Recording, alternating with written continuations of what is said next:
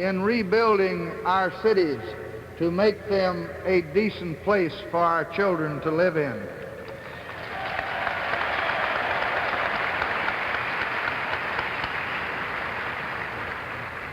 Will you join me tonight in starting a program that will protect the beauty of our land and the air that we breathe?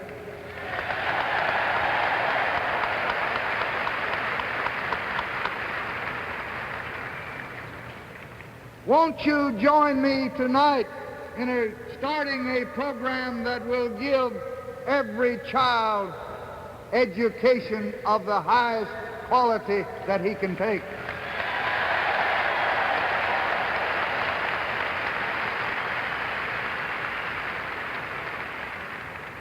So let us join together in giving every American the fullest life which he can hope for the ultimate test of our civilization, the ultimate test of our faithfulness to our past is not in our goods and is not in our guns. It is in the quality of our people's lives and in the men and women that we produce.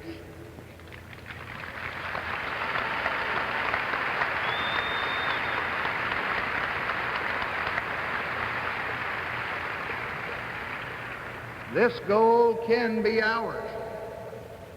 We have the resources. We have the knowledge. But tonight we must seek the courage.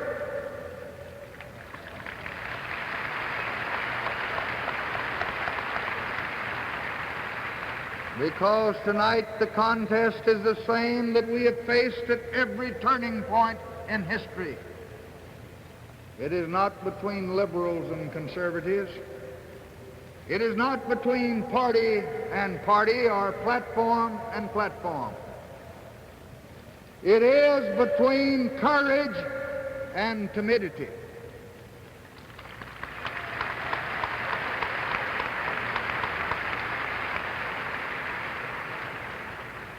It is between those who have vision and those who see what can be, and those who want only to maintain the status quo.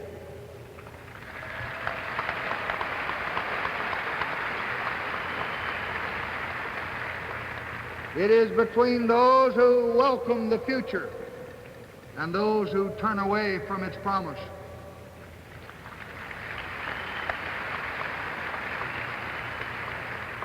This is the true cause of freedom. The man who is hungry, who cannot find work or educate his children, who is bowed by want, that man is not fully free. For more than 30 years, from Social Security to the war against poverty, we have diligently worked to enlarge the freedom of man. And as a result, Americans tonight are freer to live as they want to live, to pursue their ambitions, to meet their desires, to raise their families, than at any time in all of our glorious history.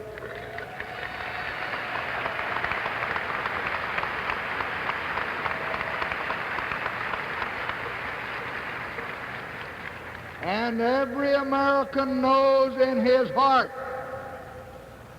that this is right.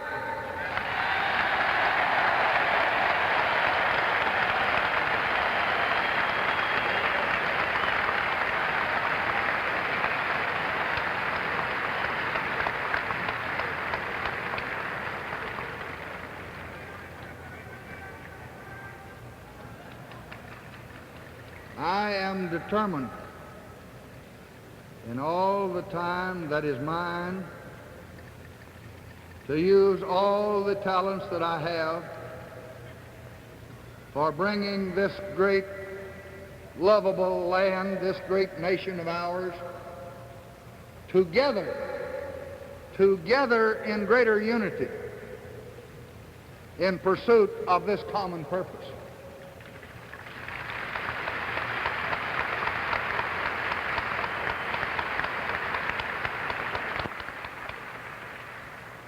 I truly believe that we someday will see an America that knows no north or south, no east or west, an America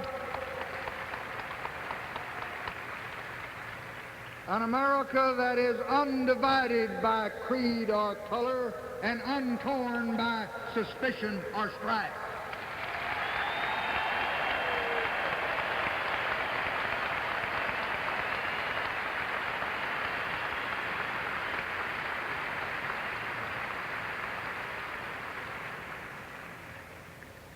The Founding Fathers dreamed America before it was. The pioneers dreamed of great cities on the wilderness that they had crossed. Our tomorrow is on its way. It can be a shape of darkness or it can be a thing of beauty. The choice is ours, is yours.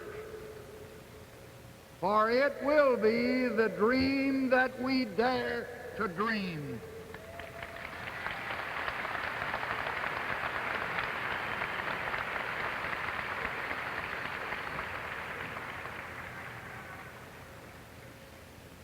I know what kind of a dream Franklin Delano Roosevelt and Harry S. Truman and John F. Kennedy would dream if they were here tonight.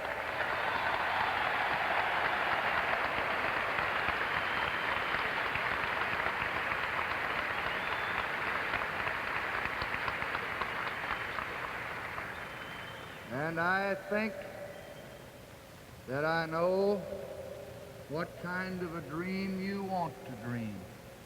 Tonight, we of the Democratic Party confidently go before the people offering answers, not retreat, offering unity, not division, offering hope, not fear or smear.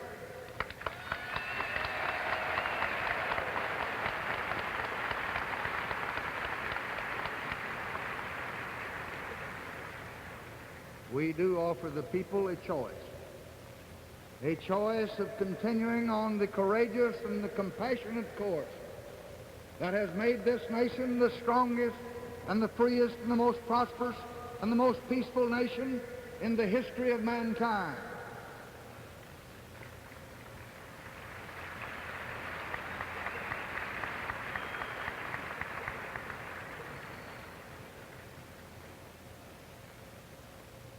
To those who have sought to divide us, they have only helped to unite us.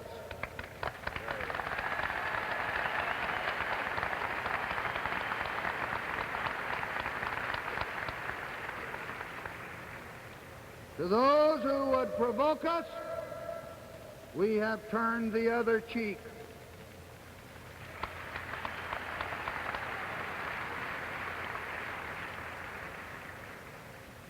So as we conclude our labors, let us tomorrow turn to our new task. Let us be on our way.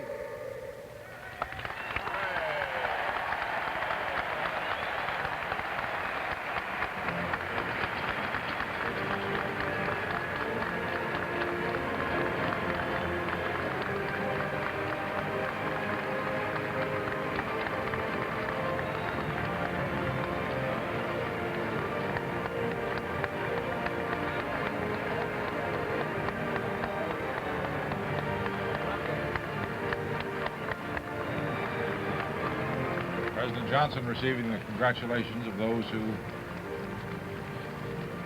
expectantly would congratulate him. Claude Pepper, congressman from Miami, Florida, former senator, Warren Magnuson, and the running mate Hubert Humphrey swing along with Johnson.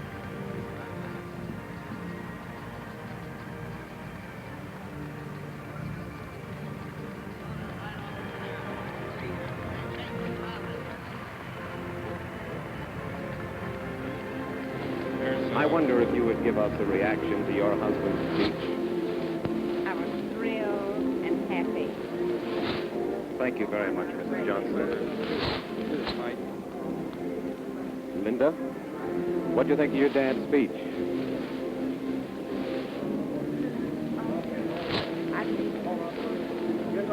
She said she believes in her dad. And now the girls, the Lyndon Johnson girls, are going down the other end of the hall. Mrs. Johnson quickly walked by with her two daughters, with the Johnson children, the Humphrey children, their spouses.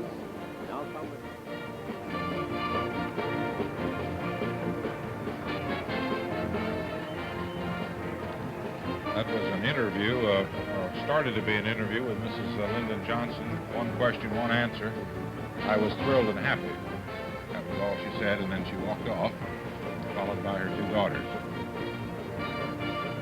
There's the Attorney General and his wife. The young lady in the white dress is a cousin of Mrs. Johnson's, one of the Alabama cousins, applauding the speech of President Johnson, and also receiving the cheers of the crowd on the floor.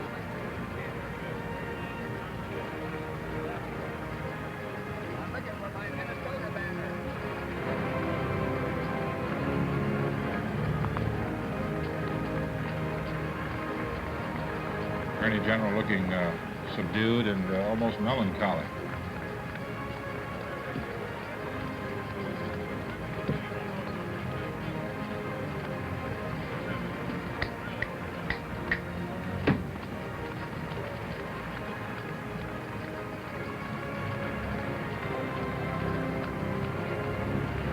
Something of a contrast, Roger, the view of the Attorney General and the view on the rostrum of the President, the candidate for the presidency at the same time, and the vice presidential candidate.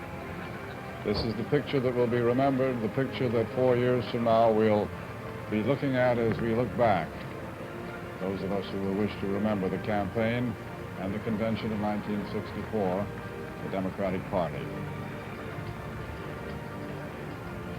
A happy moment for both, a moment of triumph as the convention nears its end, both men having made their acceptance speeches.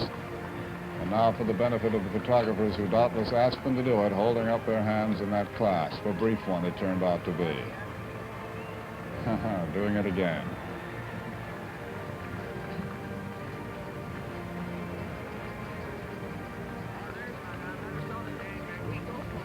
You can just hear Hubert Humphrey finding his Minnesota delegation and pointing to it for the benefit of the president. Humphrey serves as sort of a guide for the president, points out possibly old friends on the floor and where key delegations are, and suggests a crucial wave here and there. Yes, a man tried to crash the delegation, Minnesota delegation, yesterday at one of its functions. He said he was from Minnesota, and when he was asked where, he said Indianapolis, so he didn't get in. A little lesson for gate crashers is to study their geography if they're coming to a convention. There's Dan Rather. Dan Rather, was it, with Lucy Baines, Hale Boggs, flanked by the president and the vice presidential nominee, taking turns posing. There's Warren Magnuson. Mr. Boggs had an easy job. This was his first convention as a parliamentarian, but I don't think any parliamentary tangles came up. Didn't hear of any. Here comes Mrs. Johnson, followed by Lucy Baines and Linda Bird to appear with their father on the main roster.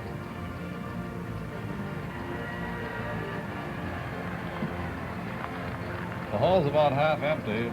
most people streaming out. It's so big a convention hall that those in the rear can't see very well anyway. They stayed through the president's speech remarkably well, considering how far from the rostrum they are and how their view is blocked by so many camera stands and other paraphernalia of the communications people, which means mostly us, I suppose. And there they are singing the Texas song.